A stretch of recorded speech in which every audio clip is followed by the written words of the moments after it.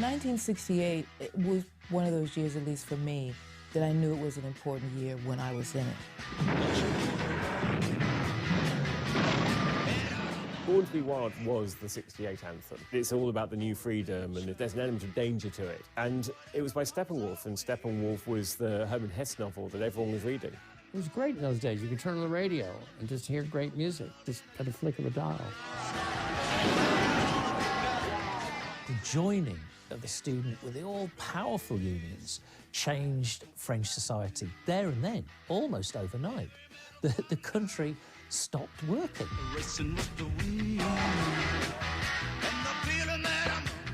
It was this exciting moment when people said, this is the America we want, this is the president we want.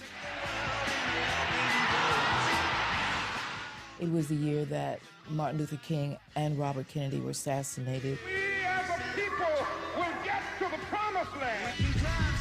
This was a real moment where Europeans in general, wow, this is really intense what's happening in America. Born to be wild. Even when you're a young kid, you kind of know this is a pivotal year.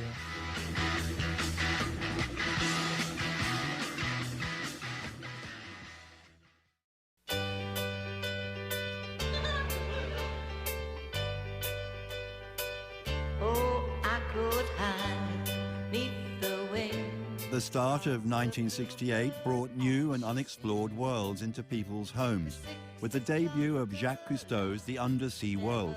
This was a lyrical contrast to how the year would unfold. Today we begin one of our most important assignments, to trace the migrations of various shark species. The Undersea World of Jacques Cousteau was the thing that introduced everyone to this incredible underwater life. This documentary really changed a lot of the ideas about documentaries because we could actually go underneath the water. It felt quite psychedelic. I don't think that was the intention as such, but it felt like it was all part of this incredible decade. You know, a sort of decade of discovery, I suppose. When they weren't under the sea looking at fabulous fish, they were on the yacht and they were drinking wine and eating baguettes, and so you see the beginning of falling in love with French culture. There was an awful lot of red wine being drunk. And best of all, there was Jacques Cousteau's son, Philippe. He would often be found playing an acoustic guitar in as Gallic a manner as you could possibly imagine. Really, in 1968, it was a fun time, it was an exciting time, but yachts really weren't that popular. But after this fantastic series, people wanted a yacht, and that's what the super rich started buying. New forms of subversive comedy were also being explored on American television. Hi, Big Dick here. Rowan and Martin's Laughing. Now, that was a comedy sketch show. We never heard of these two comics. These guys were making jokes off each other, except the notch-up was Goldie Hawn. She was just bonkers. Dan Rowan, I'd like you to meet Goldie Hawn. No. I've met you before. You remember? I know. Yes, I felt watching it that the counterculture had started to infect mainstream America. Even Richard Nixon realised the positive aspects of appearing. Sock it to me, sock it to me, sock it to me, sock it to me. Sock it to yourself. Sock it to me? Obviously, being Richard Nixon, he wasn't particularly hilarious, but the notion of Richard Nixon saying, sock it to me, was almost unheard of. Open up your eyes, then you realize. January of 1968 also signalled a turning point in the Vietnam War. The Tet Offensive was launched by the Viet Cong to coincide with Tet, which was the Vietnamese New Year. I mean, this goes back for years, for centuries. This is the time when you have an offensive. Americans had no idea. The idea of the Tet Offensive was to put 67,000 troops and not just go for the countryside where they were strong, but attacked provincial capitals and major cities such as Saigon. Now, Saigon, of course, was where the bulk of the American press were stationed. It was the first time that the Vietnamese War had come to the press. It was in our living room at 6:30 and 6 o'clock every evening. We began to see that war was a complicated thing. We started to see that maybe we were the bad guys here. And being an American, that was a weird place to be. The most pivotal moment in the American perception of the Vietnam War came when Walter Cronkite said on CBS, "We're not going to win this war." Walter Cronkite was so revered and trusted and, just this sort of father figure from so many Americans, that to hear this coming from him really rattled everything. Almost overnight, you see perceptions changing. You see people saying, "Bring our boys back home. It's not going to work. We have to get out of these overseas wars."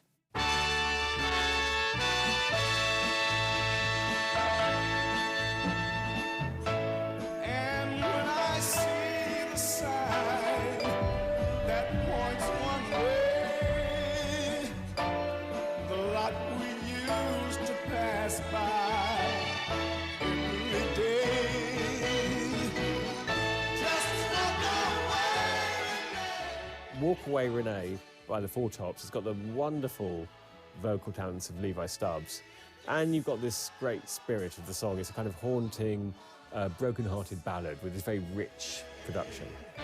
In many ways, they were groundbreaking. Levi Stubbs was starting to mix bits of Bob Dylan's arc in the way he sang into soul. So to have a black man actually sing this way was quite revolutionary. In America, the civil rights movement was reaching a climax with the Memphis sanitation strike. In February, the sanitation workers in Memphis, a pretty tough and difficult job, they realized they were being paid much less than their white counterparts. So it took the decision to go out on strike. Black men were called boy. That was just routine. So to stand up and make a sign that said, "I am a man," was a provocation, a statement, a stance of immense importance and power. Because then they could have been arrested for civil disorder. If they had gone into jail in Memphis, Tennessee, who knows what would have happened to them. They wouldn't have gotten any justice, that's for sure. It was all about saying, "I'm a man, I should be treated as one." And so that's where it came from, and it manifested in big movement, and it became a student movement, and it became a sort of national concern. I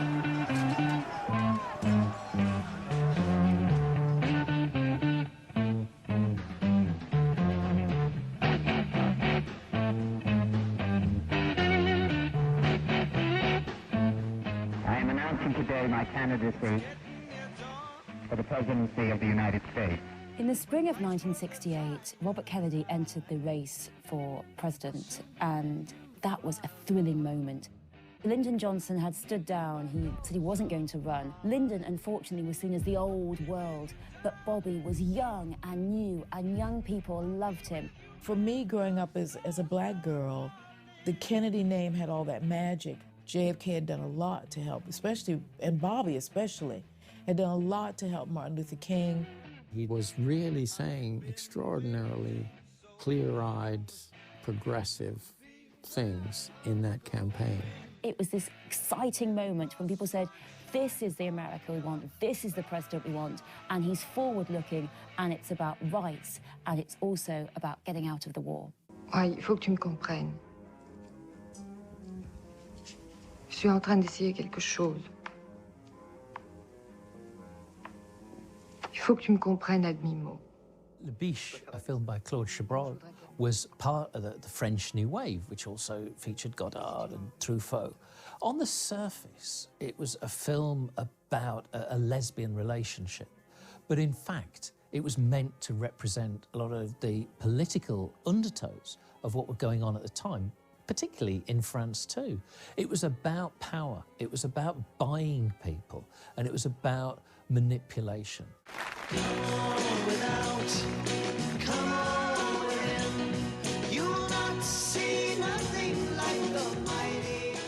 My Mighty Quinn, that was a fascinating process. I think Albert Grossman, Dylan's manager, was frustrated because Dylan had hurt himself in a motorcycle accident. And he wasn't working. He wasn't touring. There was no income. Hey, Bob, give me some songs. Let me sell some songs. And this demo, this LP, arrived at Feldman's Music in Charing Cross Road. Come on, come on with it. Everybody was queuing up to hear the Dylan demo. And out of that demo came Manfred Mann, Mighty Quinn. Oh, I mean, there were such great songs. And such, I mean, it was just an amazing thing. You know, when you hadn't heard any new Dylan for so long, and all of a sudden, boom. 22nd of March 1968 were the first rumblings of what would then become very famous May 68 Paris riots. The Paris University of Nanterre, this is in the suburbs, and some very far left groups, they decide to have a meeting, and a lot of students participate in that. And there are two things they're looking at. Number one, it's discrimination in French society, which is rife. And number two, it's also the political bureaucracy that controls the university and its funding. It's felt to be incredibly unfair. And it's a peaceful meeting, it's a discussion meeting, but unfortunately, the university authorities cracked down too hard. When they sent the police in to break up these rather cross students, then there was, in response, a demonstration. This took place on the 22nd of March. It became known as the movement of 22nd of March, and it was the beginnings of the student uprisings in Paris.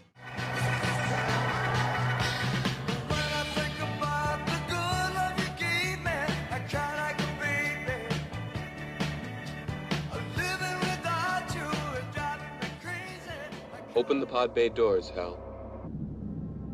I'm sorry, Dave. I'm afraid I can't do that. 2001: A Space Odyssey was Stanley Kubrick's version of the Arthur C. Clarke novella. And it was quite an incomprehensible film, I think it's fair to say. It's such a strange film, and it's such an unusual blockbuster. You know, you've got this three-part film, which is about the birth of man, and then the ascent of man in space, and then this kind of heavenly sequence at the end. It was profound because of the music, the cinematography, and the threat that our machines were becoming bigger than us. Rudi Dutschke had been named public enemy by the Springer Press Organization. Outraged students demonstrated in his defense outside the building. This grew into a huge revolt against the German government. Sitting in the morning sun, I'll be sitting. At the start of April, civil rights leader Martin Luther King visited Memphis to lend support to the striking sanitation workers. On April the 3rd, he made his famous "I have been to the mountaintop" speech, which was saying that if I have to die, you know, he said everyone wants longevity in life, but if I have to die because of speaking out, then I know that I've seen a better tomorrow. Really beautiful, powerful speech. Because I've been to the mountaintop, and I've seen the promised land. I may not get there with you, but I want you to know tonight that we as a people will get to the promised land. And on April the 4th, on the walkway outside his room, Martin Luther King was shot by James L. Ray. This was, I think, a real moment where the British and and Europeans in general went, wow, this is really intense, what's happening in America. I had a transistor radio that I carried around all the time, and it came across on the radio that he had been assassinated. You know, it's not possible to describe what it was like. Bobby Kennedy, I had to announce it to a group of black people who had come to hear him speak. He gave them that announcement. I remember the way they sounded when he told them. I have some very sad news for all of you, and that is that Martin Luther King was shot and was killed tonight in Memphis. When Martin Luther King died, unsurprisingly, there were riots in cities across America. James Brown was booked to play the Boston Garden, and there's a lot of talk about whether he should go on, and he decided that he should, and actually it became a kind of peacekeeping mission. James Brown, sensing the moment, realising that people were watching on television rather than going out rioting, he calmed the situation down. Can't y'all go back down and let's do the show together? We're black. Don't make us all look bad. Let me finish doing the show. Come on the stage. The result of this was that there was less crime in Boston than on a standard Saturday evening. People had actually stayed at home to watch James Brown.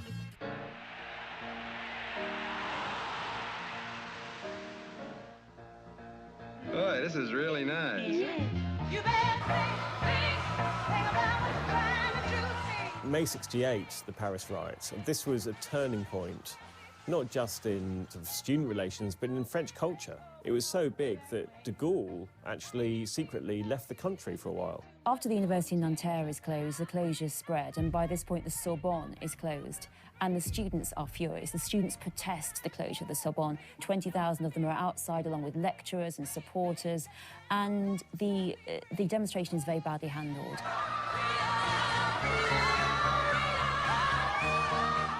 There starts to be a lot of support for the student. Public opinion, trade unions, other workers, and there is a one-day strike called, a general strike called in support of the students. And on that day, 1 million people marched through Paris in support of the students. The joining of the student with the all-powerful unions changed French society there and then, almost overnight. The country stopped working. France at that moment began to think, are we going to have another revolution? Because the French don't do moderation, they do revolution.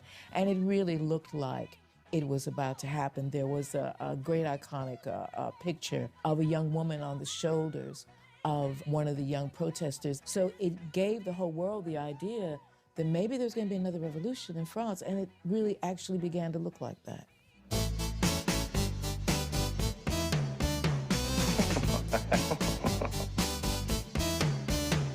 Hello, I love you, won't you tell me your name?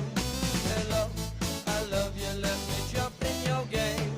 Hello, I love you, won't you tell me your name? Hello, I love you, let me jump in your game. She's walking down the street, blind to... Hello, I Love You is the Doors at the most pop.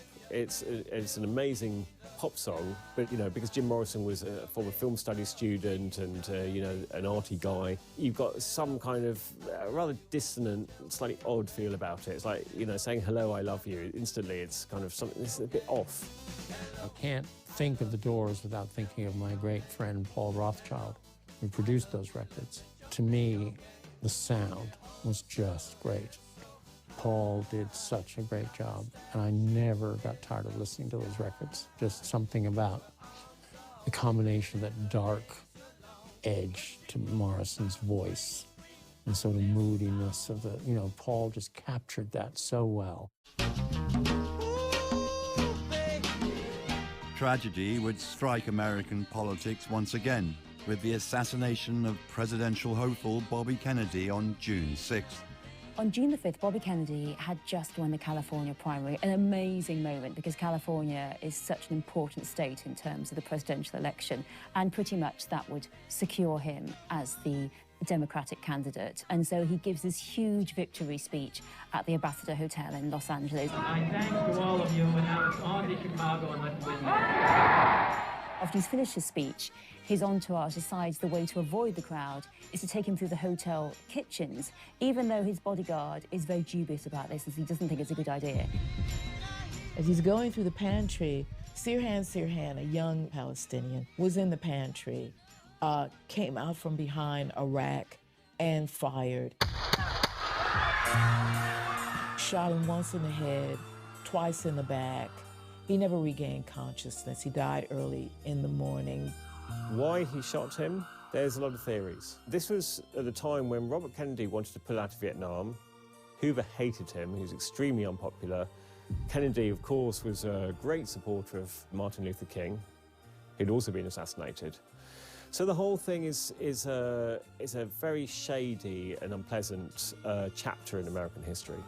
The effects of it were almost like a tidal wave across American politics. And of course, the ultimate result of this was that the Democratic candidate for president would be Hubert Humphrey. Bobby Kennedy was going to bring in new values, he was going to bring in change, he was charismatic, he was exciting, he was a revolutionary, and he was going to be president.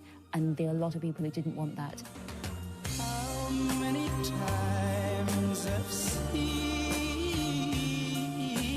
tears coming from your blue eyes. Aphrodite's Child was a Greek band. They had the young Demis Roussos and Vangelis, and they were part of the whole 68 mood because they were escaping the military in Greece. And they travelled to France, they're on their way to England. And because Paris wasn't functioning, they couldn't get visas to go further on to Britain, so they stayed in Paris. In Paris, they recorded this beautiful song, Rain and Tears, and it was heartbreaking. Lovely. And it stayed at #1 in France for 14 weeks. Days, my friend, we thought they'd never end. We'd sing and dance forever and a day. We'd live the life we'd choose. We'd fight and never... Support for Alexander Dubček, first secretary of the Communist Party, had gathered momentum from the Prague Spring. Dubček's regime, he called it socialism with a human face. But what it really meant was slightly liberalising some of the regime's more extreme policies. He's talking about freedom of the press, he's talking about freedom of speech, the possibility of multiple parties, importance of economic goods, consumerism, and to Moscow, this is rebellion. The Soviet Union get very concerned. They start to move their tanks closer to Czechoslovakia, and they make the Warsaw Pact, in which pretty much they agree that if they start to see anti-communism going on, plurality of government, too much freedom, they will agree together to intervene in that country. Dubček was always loyal to the Soviet Union. He believed that they were friends. He believed that they wouldn't in a million years invade.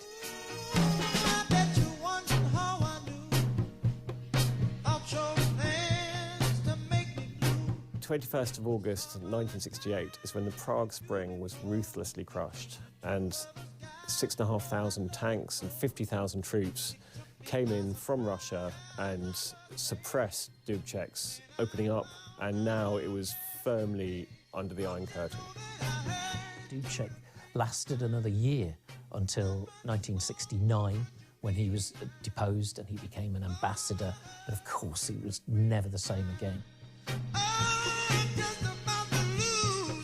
Marvin Gaye's I Heard It Through the Grapevine is the ultimate song of suspicion, passion and jealousy, and nobody could do it better than Marvin Gaye. The creativity of Black America in those years, when everybody, you know, now we look back and we talk about psychedelic this and all the Beatles and the Stones and the groups, and it's all great, but the things that stand the test of time more and more, Aretha, Otis, Marvin Gaye, Four Tops, you know, those guys, you know. I Heard It Through the Grapevine is Marvin Gaye actually beginning the next phase of his musical career, in which he becomes a prophet, and in which he starts to say, people wake up, something's going on in this country. You know, we danced to it and we hopped around, but actually the tone of it is about be careful, because something's coming and it's not a good thing. Towards the end of August, Chicago would erupt in violence as anti-war and anti-establishment demonstrations clashed with police at the Democratic Convention. The Democratic Convention of 1968, Robert Kennedy was meant to be there, but he'd been assassinated. So you had Hubert Humphrey and McCarthy, and there became a huge protest against it. Feelings were already running high. There had been riots, there had been a lot of demonstrations, and there were some very excitable activists, and they said they were going to do things like disrupt it. At the time, the mayor of Chicago, Richard Daley, had said, if you kids come here with this, I'm dealing with you, I'm gonna take you out. So he had actually armed or uber armed the Chicago Police Department, which had already been battling the uprisings in the black community because Dr. King had been murdered just months before. So they were tooled up, let's put it this way. Meanwhile, in the center of Chicago, Abbie Hoffman, who was the leader of the Yippies, had organized what he called a festival of life.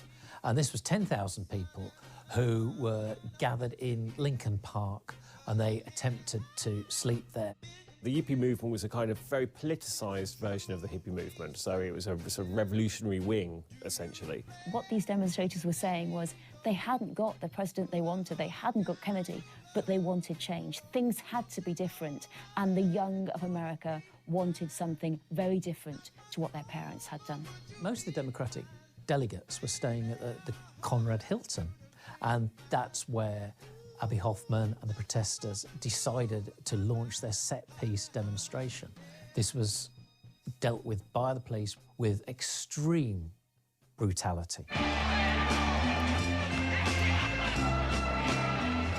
The fact that it was so disastrous for it to be in Chicago could not have been foreseen. And the changes in society that made it disastrous were so radical and so extreme that they just boggled the mind. They burst into the Hilton Hotel, where a lot of us were in there working on the anti-war movement. They had guns. We were totally unarmed. People would fall down on the floor to show that they were nonviolent. They just stepped on you. It was pretty horrible. What Mayor Daley had never considered was the fact that it was going to be filmed. The television companies were all there, and they showed this brutality, this incredible behaviour by the police going out live. And this had a profound effect on American opinion. To a lot of American people watching on TV, they hadn't seen this in such close quarters because many riots simply were not filmed by TV cameras. There were TV cameras all over the Democratic Convention because they were going there to film it anyway. So suddenly these journalists who were expecting to film rather political conversation were filming these mass pitched battles. It really did feel apocalyptic. It was something I followed avidly, you know, television, newspapers, what was going on, because I had people I knew there. The Chicago 7, as they came to be known, were all arrested. And after appeals, all of them were, you know, escaped jail, but it was very, very close. In September, CBS debuted 2 shows that would go on to become television classics.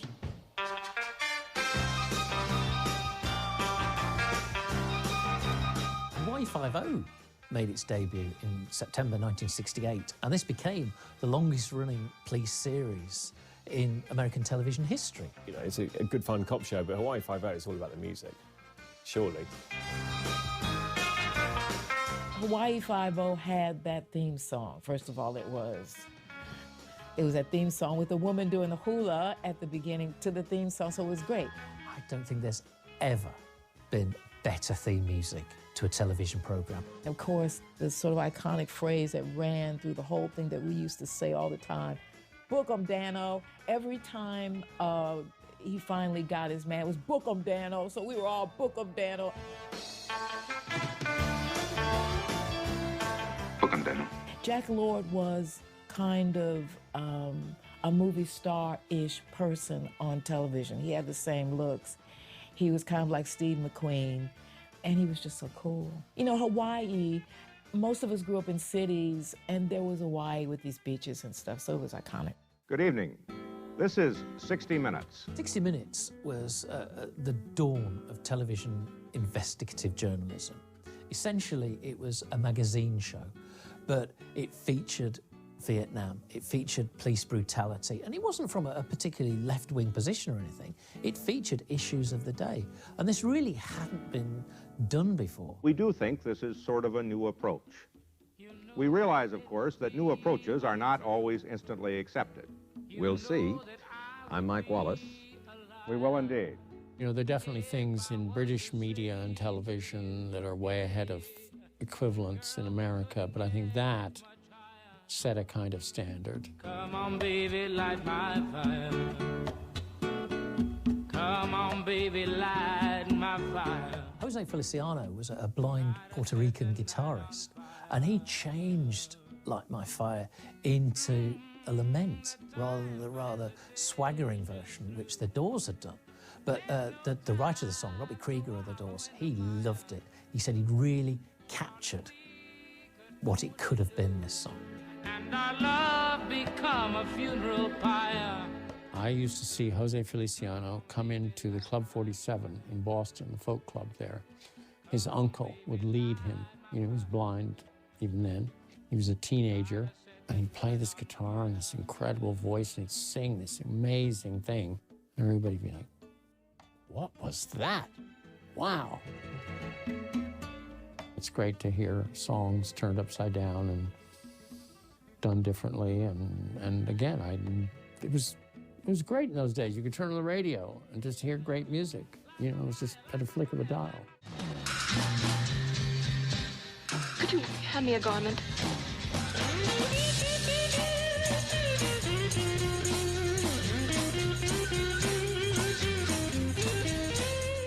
All along the Watchtower is Jimi Hendrix doing Bob Dylan better than Bob Dylan could ever do it, because Jimi Hendrix is such a brilliant guitarist, and I think a fantastic singer as well. I mean, he puts so much feeling into that song. It turns it into something incredibly exciting.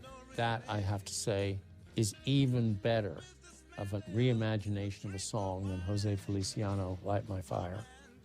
Jimi Hendrix doing All Along the Watchtower. That opening chord on the 12th string, and genius. I think Jimi Hendrix was held in such high esteem by other musicians and other songwriters that people like Dylan were very, very pleased for him to be doing their material. In 1968, the Summer Olympics were held in October in Mexico City. In the 200 meters, Tommy Smith won the gold and John Carlos the bronze. At the medal presentation ceremony, at the very moment these athletes were anointed as being the best in the world, the two Americans turned up bare feet in order to represent the poverty that they saw around them.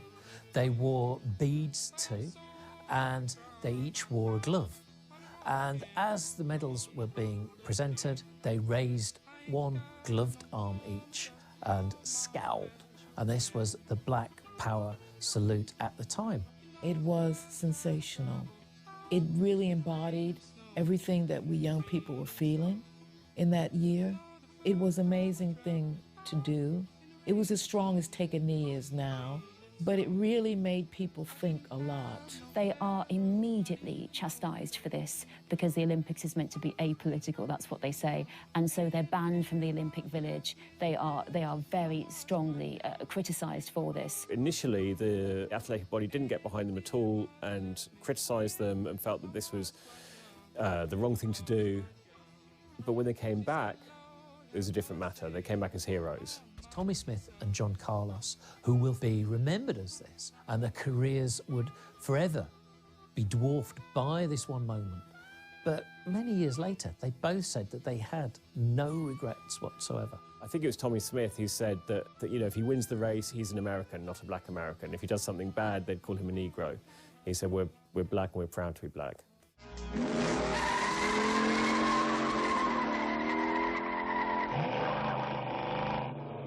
October was a big month for film, with several classics being released within days of each other.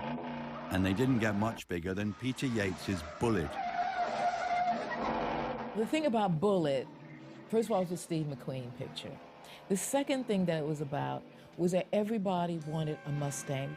Bullitt has a scene in it that's about, I think, 10 minutes long, 12 minutes long, of the duel of these, well, there's a Mustang in it. What it'll really be remembered for is the incredible chase scene. And what they did was that they filmed it in streets. Generally, Hollywood movies are filmed on lots and sets, and Bullitt broke that mold. And, you know, you had the famous chase scene, which is actually through the streets of San Francisco. The whole story is about, a cop and all of these things, but the iconic moment is the chase. You're in that car, you're with Steve McQueen, you don't know how this is going to end. And it is full on, and it's just gears and crashing and motors. And it was just iconic. Iconic boys movie, but I saw it too. You're still afraid. Stop it now, I mean it. They're coming to get you, Barbara. Night of the Living Dead cost $114,000 to make, and it recouped $21 million. So it was a massive success. Night of the Living Dead is the first countercultural horror movie. George A. Romero made it on next to nothing, and it's this film which is about zombies taking over, and the survivors' hideout in this farmhouse. Yeah, it looks like about 8 or 10 out there now. There's more than there were. There are a lot out back, too.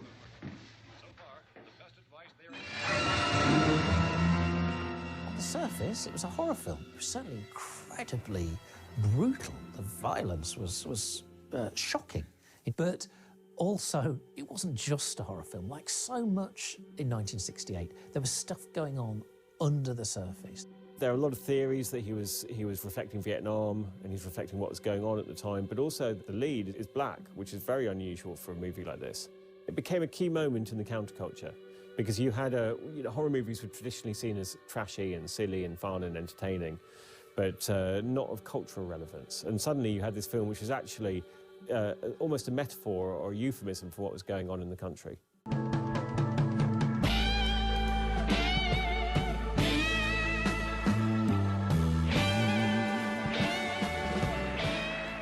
In November of 1968, the American people are suffering what you can definitely say is an identity crisis. They've seen so much police brutality, they've seen riots, they've seen shootings, the shooting of Kennedy, the shooting of Martin Luther King. They are beginning to be increasingly scared about the future. And so there starts to be this great movement towards conservative behaviour. Nixon appealed to what he called the silent majority. Now, this is the time of the Vietnam protests, it's the time of the hippie movement, the student movement, this flowering of kind of new consciousness. The silent majority were all those people all over America who felt very alienated from this. He promised to boost America's nuclear capability, and effectively, he promised to take America away from the protests and the trauma of 1968. First priority foreign policy objective of our next administration will be bring an honorable end to the war in Vietnam. Nixon makes the promise to come out of Vietnam, and as a consequence, Nixon becomes president. So all this run-up, all this talk of liberal, all this talk of change, we now have a very conservative Republican president in power. Change would also arrive at another of America's oldest institutions. Yale University, the bastion of American education, didn't admit women. Now, as early as 1966, they had, in fairness to them, tried to reverse that policy. They tried to link with Vassar, the female college, but Vassar were having none of this. So in 1968, both Yale and Vassar, totally separately, agreed to take the other sex into their college.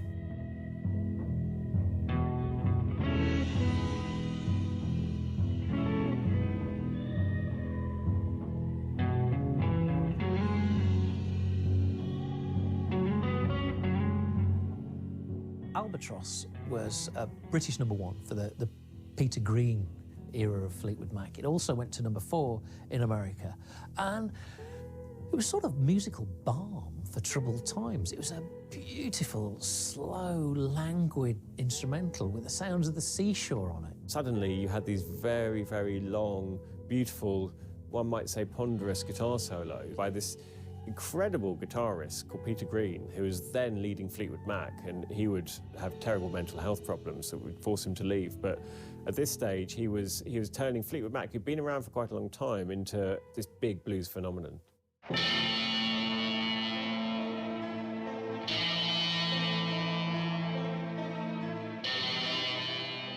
Once Upon a Time in the West is a great film. This is Henry Fonda as the star of this movie. Sergio Leone, who'd done the Unknown Man trilogy with Clint Eastwood, thought he'd had it with Westerns, but then he was given the opportunity to direct Henry Fonda as a villain. So he took his chance, did it, and the results were absolutely brilliant. It had a kind of very, very elegant feel, and it changed Westerns. It was almost like an existentialist Western. It was a landmark in every way, every way.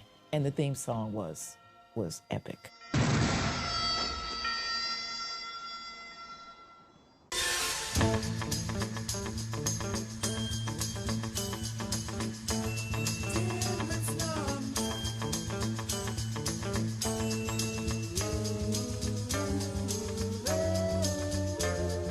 On Christmas Eve of 1968, the Apollo 8, a program that had been begun by President Kennedy, goes into the orbit of the moon, goes round the moon. And what it gets are these amazing pictures. The Earth from here is a grand oasis of the big vastness of space. We've never seen Earth like this before. So it was a breakthrough, not just in exploration of the moon, and, you know, of course it wouldn't be long before man would land on the moon, but also of actually seeing our Earth from space. Right, you're all looking at yourselves as seen from 180,000 miles out in space. The crew actually read some Genesis while they're up there in the shuttle. Very interesting moment. On one hand, it is the ultimate representation of American power. They have sent men round the moon taking photos, but also it shows us how teeny tiny Earth is, how a small place it is. And so on one hand, we're the greatest and the smallest in the universe. After such a year of turmoil, I think it's quite significant that Time magazine had as its Men of the Year the three-man crew of Apollo 8. These were incredibly brave men. This was the first time a manned aircraft had gone out of the Earth's orbit. It's the first time that anyone had seen the dark side of the moon. For once in my life, I have someone who needs me, someone I needed so long. Once in my life, it just makes you love Stevie Wonder, really. It's just so happy, and there's something about Stevie Wonder that just lifts you up, and For Once in My Life is a great example of that. This is his, I call it his Broadway song. Gene Kelly could have sang this song, and that's the genius of it, because Stevie does it, and he does it magnificently. For Once in My Life is a very optimistic way to close 1968. It was full of light and full of joy, and like Apollo 8, it showed that 1968 need not end with the despair and disappointment and violence that had characterised the year. I know won't desert me. I'm not alone